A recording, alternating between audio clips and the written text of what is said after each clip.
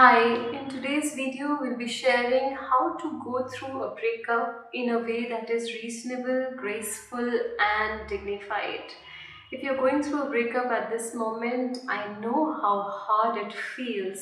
One of the most beautiful things we human beings can experience is coming close to someone and feeling one. And conversely, one of the most painful things is to letting go of that oneness and coming back to feeling separate.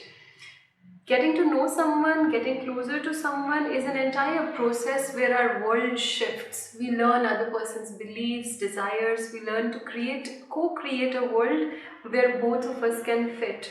And now to decide to close the relationship and to move away almost feels like a loss in identity, loss, and it's also disorienting that what was I doing? Why was I doing it? So the time of breakup or closing a relationship can be a tough time emotionally, psychologically, spiritually, financially, physically, in all other dimensions. And I know that it is a very powerful thing that you even took the risk of putting so much energy in a connection, because human beings are very strange creatures. To put in efforts to make a relationship work also shows how powerful your heart energy was throughout the process. So, to begin with, the most important thing to remember is that there's no shortcut to going through this heartache. Pain is natural. It is, in fact, important for us to acknowledge, accept, and honor this pain. We cannot run away from it, we cannot suppress it, we cannot force ourselves to feel any other way. Any strategy like overeating, undereating, over media consumption, over under sleeping, all of these will only prolong the pain. So the most important thing, number one, is to accept that it will hurt.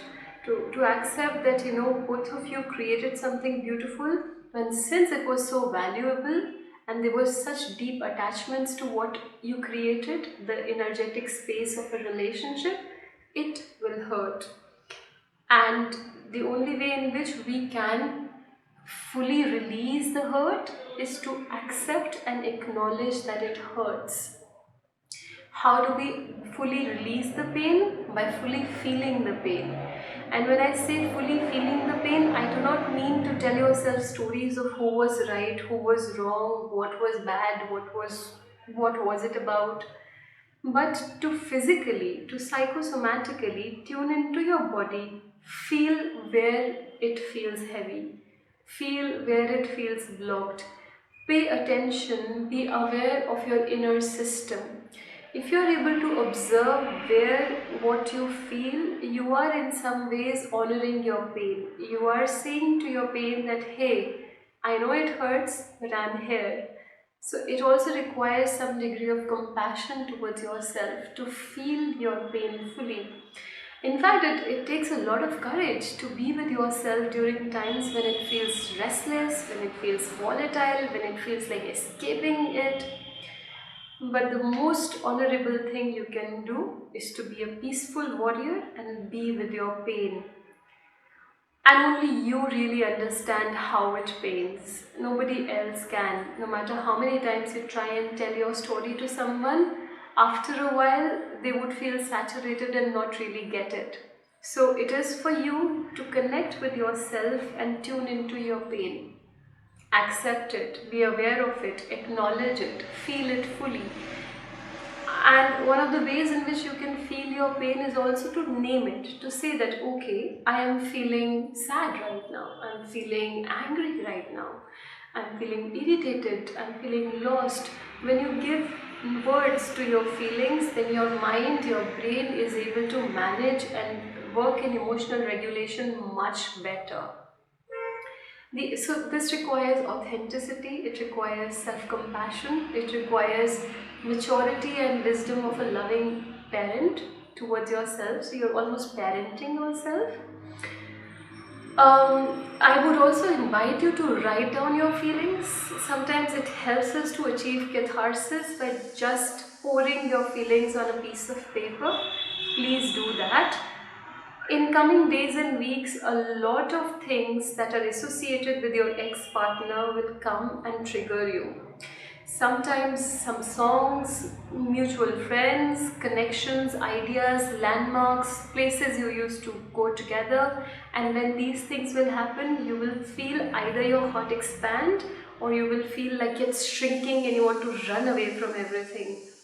Just notice whatever is without fighting it.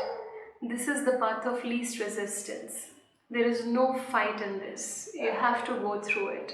And if you go through it, you will save yourself an entire lifetime of pain. If you avoid this pain, if you try deviating from this pain, then the wounds of this pain will be taken, wounds of this relationship will be taken to the next relationship, and that is not a good place to be. The other thing is that take care of the extra energy. So when you were in a relationship with this person, you used to invest and spend a lot of energy in this relationship. And now, in the absence of this relationship, you might just feel like a void and this energy and don't know what to do with this energy. So this is the time to understand that emotions have a lot of energy. They can create, they can destroy.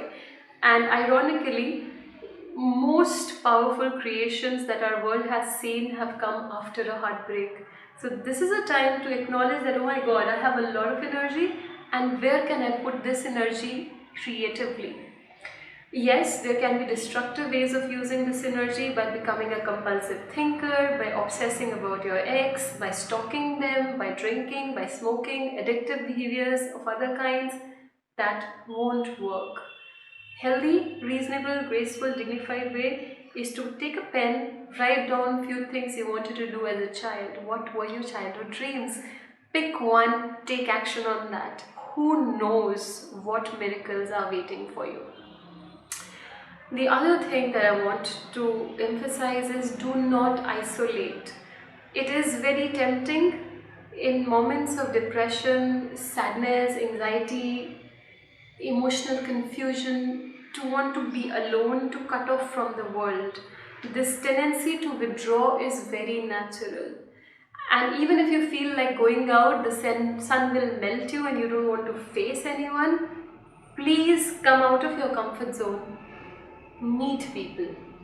This is a time to reinforce and revive all other relationships that you might have, neglected while you were being in your relationship, the romantic relationship. So your work relationship, your activity partners, your familial relationships, your friends. At least try and have telephonic conversations, meet at least a couple of friends every week, tell them what's going on. Yes, they might not understand or they might understand. Try and see if you have compassionate, non-judgmental people in your life with whom you can just go out to have lunch, to just go out for a walk. Just be. Do not isolate yourself. That can get emotionally very suffocating. Yes, because during this time your mind might be full of stories, and when we human beings and human minds have a tendency to rationalize everything. So we want to rationalize who was wrong, who was right, what went wrong, why did I do it. But we don't have understandable answers for everything all the time. So this is also a time to come slowly in the mode of acceptance. Because trying to understand what went wrong is sometimes also psychological resistance, that you want to really hold on to it. And in doing that, you might also feel really confused about the decision of letting go of this person. You might want to go back, make it work, do something about it.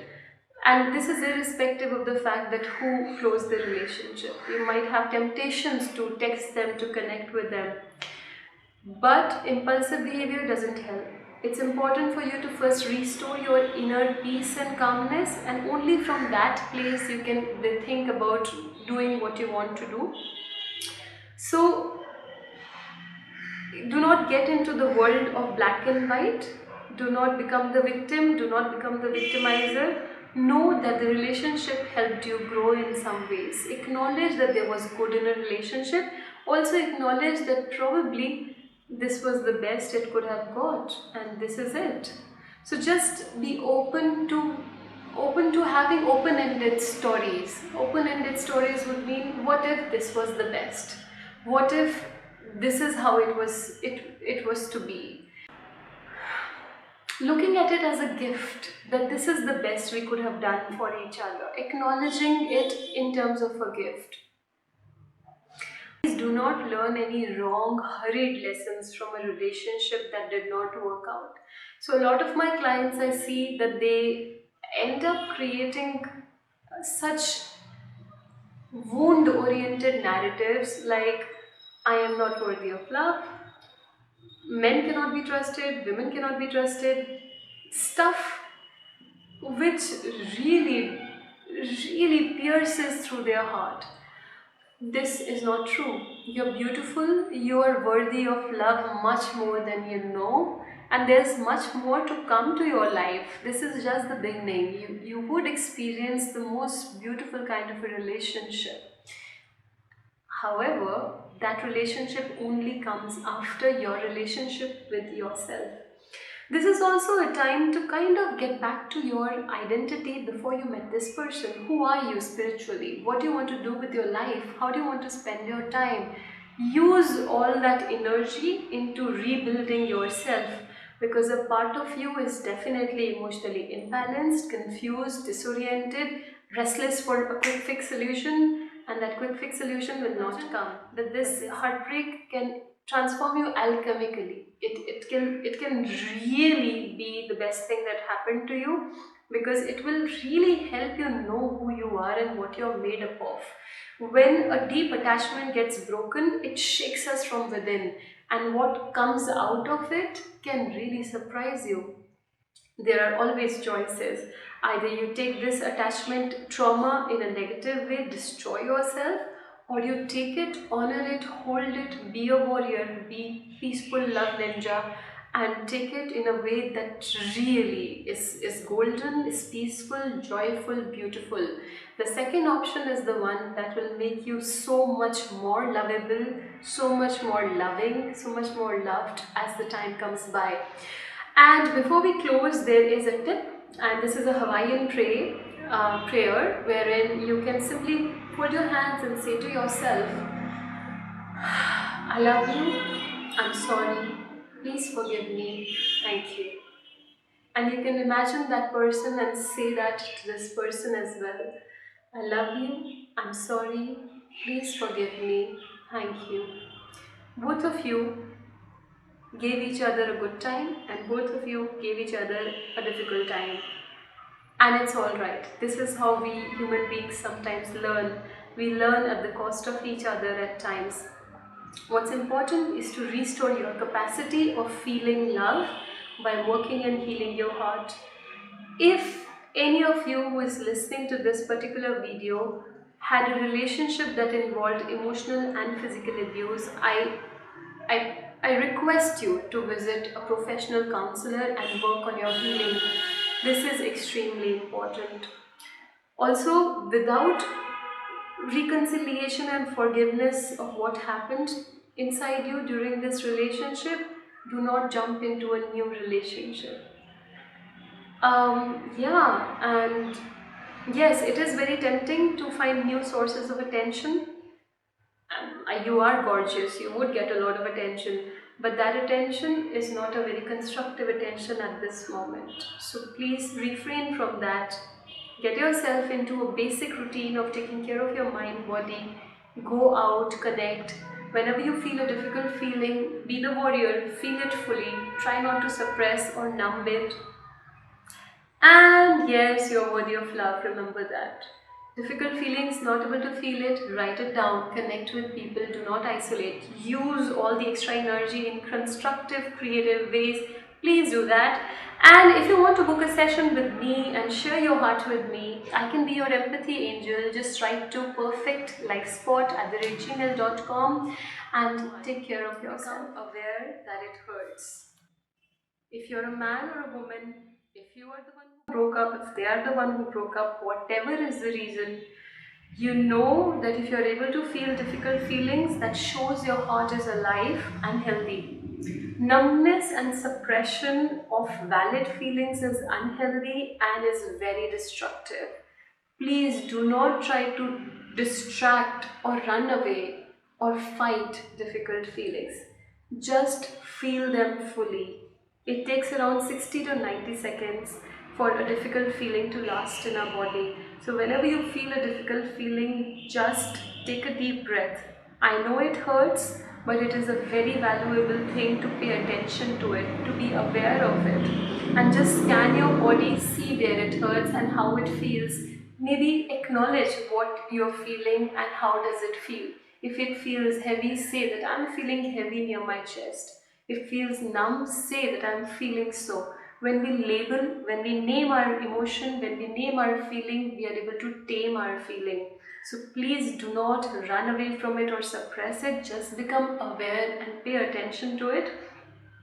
And if you are feeling the loss, this is the most natural thing. And pain is a beautiful indicator that this was something valuable. So if you behave like there is no pain and everything is alright, then in some ways you are overlooking a valid wound in your heart. And that is definitely a long cut. That is a long road towards coming back to ourselves and healing ourselves. So let's face with courage, heads on what we are feeling, acknowledge what we are feeling. If it pains, it pains. And of course, just it's not normal for you to get over it within a day or a week. It is normal for you to go through a certain process of grief, a certain process of mourning, a certain process of loss. So be kind with the process of pain. Do not rush in and out, okay? So take a nice deep breath and just be with your body for a couple of seconds.